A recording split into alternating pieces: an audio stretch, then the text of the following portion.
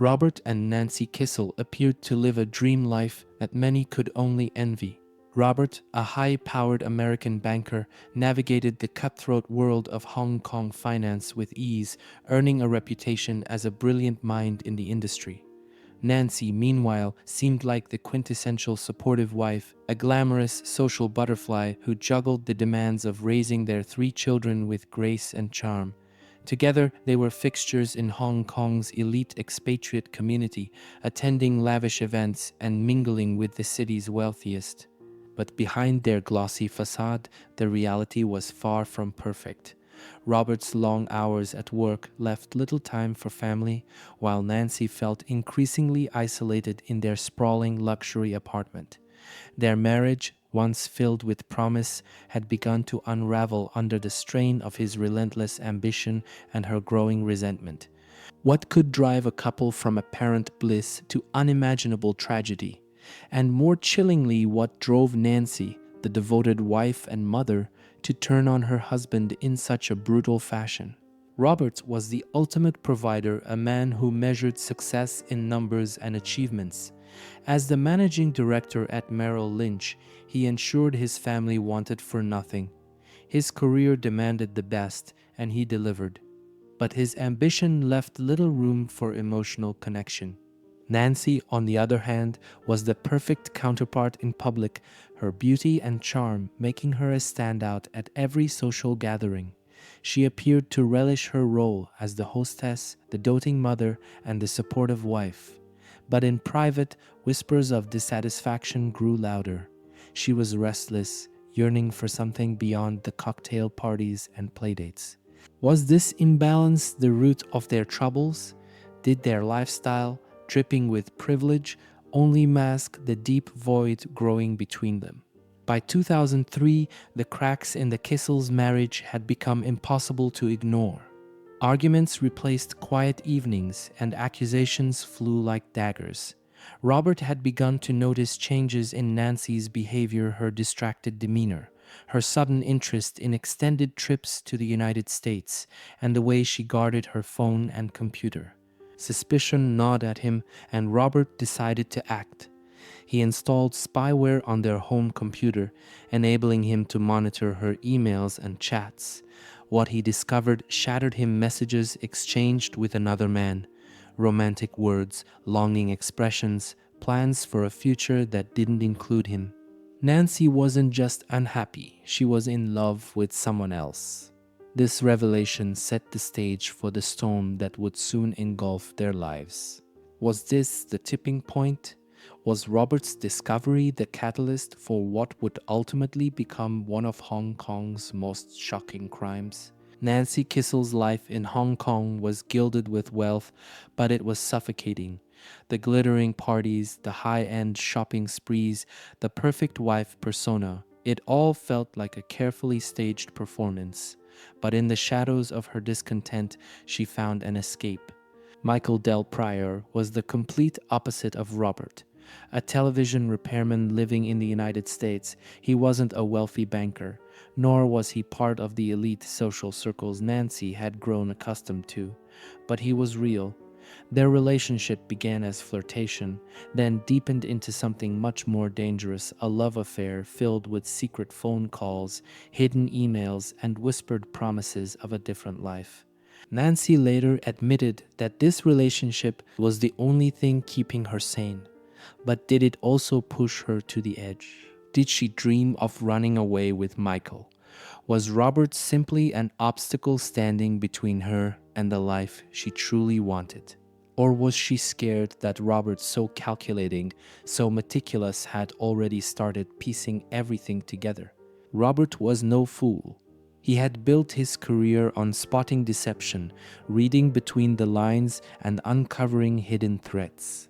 And in his own home, he sensed danger. Something was wrong. He confided in close friends that he believed Nancy was trying to poison him. He had no proof, at least not yet, but he couldn't shake the feeling that something sinister was at play. He specifically mentioned the milkshakes. Nancy had been making him strawberry milkshakes more often, insisting they'd help him relax after long, stressful days at work. But after drinking them, Robert felt groggy, dizzy, like his mind was slipping away. Was he just exhausted, overworked, or was Nancy testing something? Had she already begun laying the groundwork for what was about to happen? November 2nd, 2003, the last day of Robert Kissel's life. He came home late like always. The apartment was quiet, the city lights flickering through the glass windows. Nancy greeted him as usual, no anger, no tension, no sign of what was about to unfold. She handed him a strawberry milkshake. Robert drank it. At first, nothing seemed unusual, but then a wave of exhaustion hit him like a crashing tide. His limbs felt heavy, his head clouded, his vision blurred. His body was failing him. Was this just fatigue, or was something inside that milkshake pulling him under? His last conscious thought before everything went dark was one of pure, unshakable fear. Had he just made the worst mistake of his life? Robert Kissel lay sprawled on the floor, his body limp, his consciousness slipping away with each passing second. The sedatives had worked perfectly, his mind clouded, his limbs useless. He couldn't move, he couldn't fight back. And Nancy knew it. She stood over him, gripping a heavy metal ornament, its weight solid and cold in her hands. Her heart pounded. Her breath came in sharp, shallow bursts. Then she swung. The first impact sent a sickening crack through the apartment. Then another, a spray of blood. And again, the force-splitting bone caving in his skull. Again, flesh tearing, blood pooling. Again, she didn't stop. She didn't hesitate. This wasn't a single act of desperation. This was controlled, calculated, deliberate. By the time she was done, Robert wasn't just dead, he was destroyed. And Nancy, she wasn't panicking. Not yet. Most people, after committing murder, are consumed by shock, by terror, by regret. They collapse, they hyperventilate, they reach for the phone, dialing 911 in a frenzied state. Nancy did none of that. Instead, she stood there, silent, staring at what she had done. Her husband, the father of her children, was now an unrecognizable, bloodied corpse at her feet. And yet, she didn't scream. She didn't break down. She got to work. Because this wasn't a spur-of-the-moment killing. This was a plan. She grabbed a thick, ornate rug, the kind that once symbolized luxury in their lavish home. But now it had a new purpose. She rolled Robert's body inside, tucking his limbs in as if he were nothing more than discarded furniture. The blood seeped into the fabric, darkening the rich patterns. It would hold, at least for now. Then she made a decision that would change everything. Nancy wasn't strong enough to dispose of Robert's body alone. She needed help. But how could she move a corpse without raising suspicion? Her solution? Simple. She made it seem like an everyday chore. She called out to the apartment staff. Her voice was steady, almost too steady. "I need to get rid of a rug," she told them. "Can someone take it out?" A rug, just a rug, nothing unusual, nothing to question. Except something felt off. Maybe it was the way she insisted it be removed immediately, or the way she avoided eye contact, or the faint metallic scent in the air. Whatever it was, something wasn't right. And soon, the very thing she hoped would disappear without a trace. It would become the biggest clue in unraveling her carefully laid plan. Nancy Kissel had planned for everything, or so she thought. She had the drugs, the weapon, and the story she would tell if anyone asked. She believed she was careful. She believed she could cover her tracks. But every perfect crime has one fatal mistake. She had expected the apartment staff to follow orders without question. to take the rug and dispose of it without looking too closely. But the problem was the weight. It was heavier than it should have been. And then there was the smell, subtle but unmistakable, a mix of iron, sweat, and something else, something wrong. And that's when doubt crept in. Instead of discarding the rug, the staff hesitated. They didn't like what they were being asked to do. Something felt off. And when something feels off, people talk. People ask questions. So instead of making the problem disappear, Nancy had unknowingly set something else in motion. The rug didn't vanish, it was reported. And when security got involved, it was only a matter of time before the truth inside was exposed. The moment security opened the rug, the air in the room changed.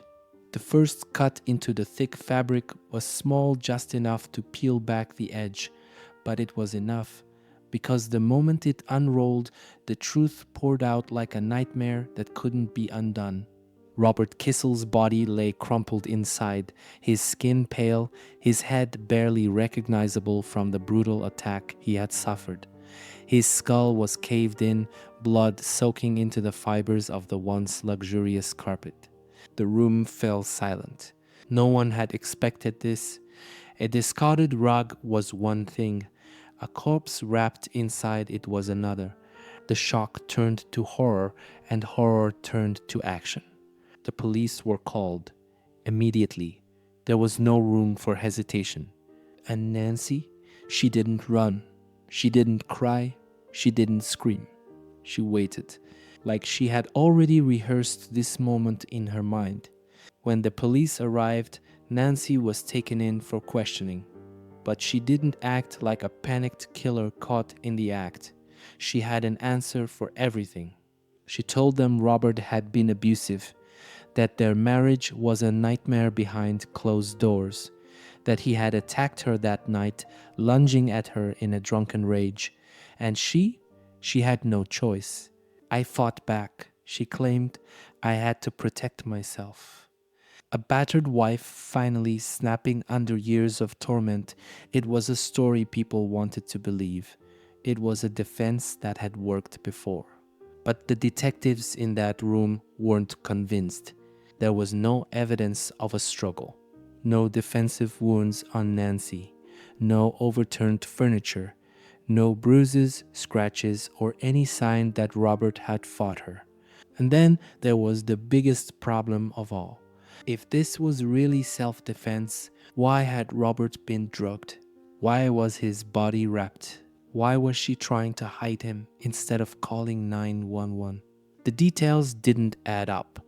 And when stories don't add up, investigators start digging deeper. And what they uncovered next would seal Nancy's fate. Forensics don't lie, they don't bend to emotions, and they don't care about elaborate stories. They simply reveal what really happened.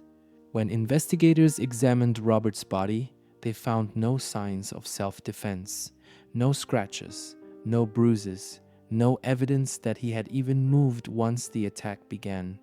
It was as if he had been completely unconscious when the first blow struck. That alone shattered Nancy's story. If she had been fighting for her life, Robert would have fought back. There would have been bruises on her, torn clothing, scratches, evidence of something, but there was nothing.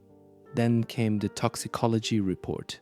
Robert's system was flooded with the powerful sedative traces of the same crushed pills found in the remnants of the milkshake Nancy had served him just before his murder. It was undeniable. Robert Kissel hadn't attacked anyone. He had been drugged into submission and then bludgeoned to death while he was too weak to move.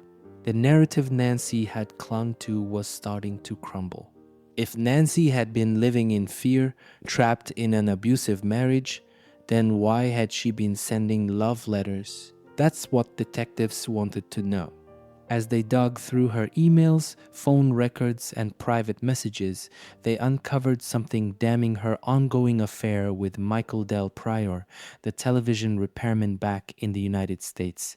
The messages weren't casual. They were intimate, filled with longing, with plans. She wasn't just having an affair, she was plotting a new life, a life without Robert. And this wasn't a story of a battered woman looking for a way out. This was a woman who had found something better, and the only thing standing in her way was her husband. So detectives had to ask, was this murder an act of desperation or a calculated move to free herself from Robert permanently? By 2005, Nancy Kissel was standing in a courtroom facing a jury that would decide her fate. The prosecution didn't hold back. They painted a chilling picture of a woman who had everything but wanted more. A woman who had carefully planned her husband's murder, drugging him into helplessness before executing him in cold blood. A woman who had wrapped his body and tried to dispose of it like garbage. This wasn't self-defense. This was a premeditated killing. Nancy's defense team fought back hard, sticking to their original claim Robert was abusive. Nancy was a victim. She had no choice. But the forensic evidence, the affair, the rug, the milkshake, it all told a very different story. And now the jury had to decide. Was Nancy Kissel a battered wife pushed to the brink? Or was she a cold-blooded murderer who had played the role of the perfect wife until she no longer needed to? Nancy Kissel sat in the courtroom, her expression unreadable as the jury filed back in. The air was thick with anticipation. This was it, the moment that would decide whether she walked free or spent the rest of her life behind bars. The prosecution had laid out a damning case. The drugged milkshake, the brutal bludgeoning, the wrapped-up body hidden inside a rug, the secret affair. Each detail had painted a picture not of a woman fighting for survival, but of a woman who had planned her husband's death. And the jury, they didn't buy her story.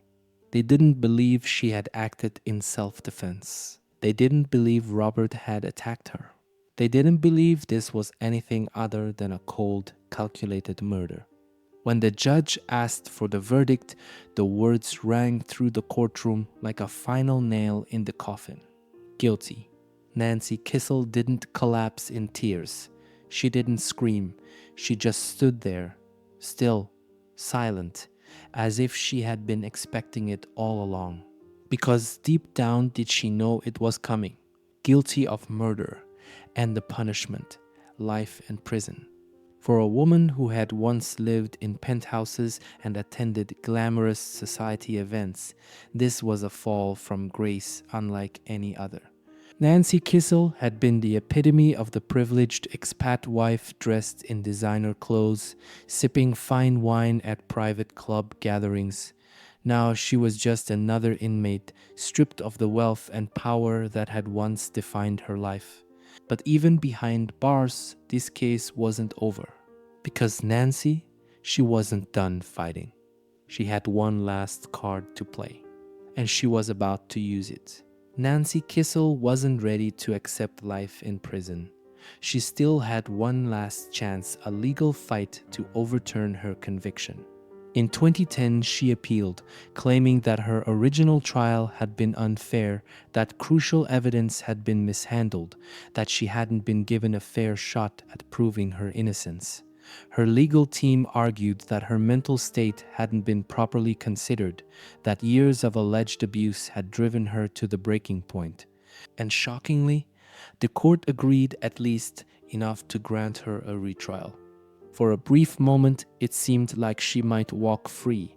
A second chance, a fresh jury, a new opportunity to convince the world that she wasn't a murderer, but a woman who had been pushed too far. But when the retrial played out, the evidence was just as damning as before. The drugged milkshake, the brutal bludgeoning, the carefully wrapped body, the affair. No matter how many ways her defense tried to spin it, the facts didn't change. And neither did the verdict. Guilty. Again, Nancy was sent back to prison. And this time, there would be no more appeals. Even now, decades later, questions still linger. Was Robert Kissel truly abusive? Some say he was controlling, manipulative. Others argue that the only evidence of abuse came from Nancy's side and that she was simply trying to justify her crime. Did Nancy act out of sheer desperation? Or was this murder planned down to the finest detail? And what about Michael Del Prior? Did he know what Nancy was planning? Did he encourage her? Or was he just a bystander in a twisted love story that ended in blood? Nancy Kissel remains behind bars, serving a life sentence for a crime that shattered Hong Kong's elite expat community. But the question remains, was she a victim or a mastermind? Was this the story of a woman trapped in an abusive marriage, taking the only way out she thought she had? Or was it a cold-blooded execution carefully planned so she could run away with her secret lover? Now it's your turn. Drop a comment below, what do you believe? And if you found this case as chilling as we did, don't forget to like, subscribe, and hit that notification bell so you never miss another deep dive into the darkest cover-ups in history. Because trust me, this is just the beginning.